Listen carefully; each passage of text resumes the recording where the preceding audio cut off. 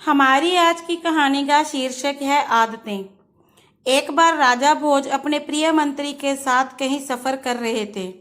इस सफ़र के दौरान वे एक जंगल से गुजरे जिसके पास कई सारे खेत थे और एक खेत के पास एक किसान जमीन पर ही बिना कुछ बिछाए बड़े आराम से सो रहा था।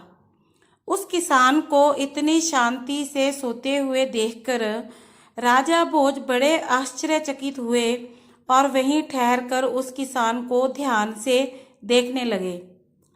राजा को इस तरह शांत देख मंत्री ने राजा से पूछा कि महाराज क्या हुआ।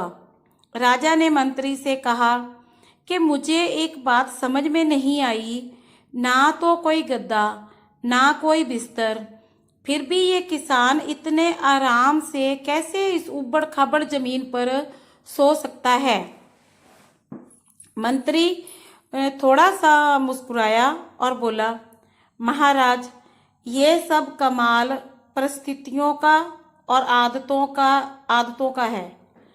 मनुष्य से ज़्यादा कोई कोमल नहीं और ना ही मनुष्य से ज़्यादा कोई कठोर है।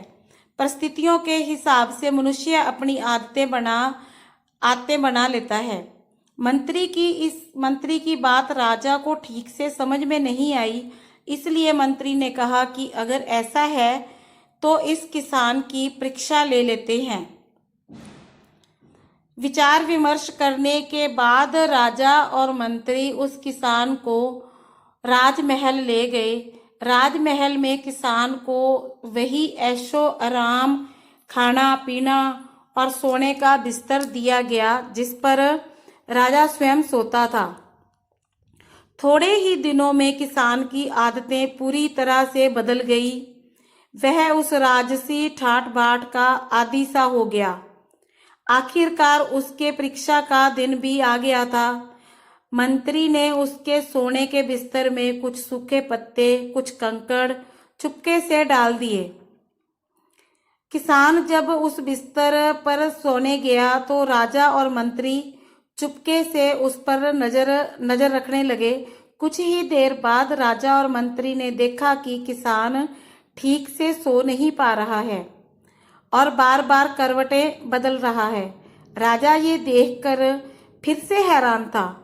मंत्री ने राजा से कहा, देखिए महाराज, मैं यही आपको समझाना चाहता था कि जो किसान पहले मिट्टी कंकड़ पर भी बड़े आराम से सो जाया करता था, अब उसकी आदतें बदलने के बाद उसे सूखे पत्ते भी सोने नहीं दे रहे हैं।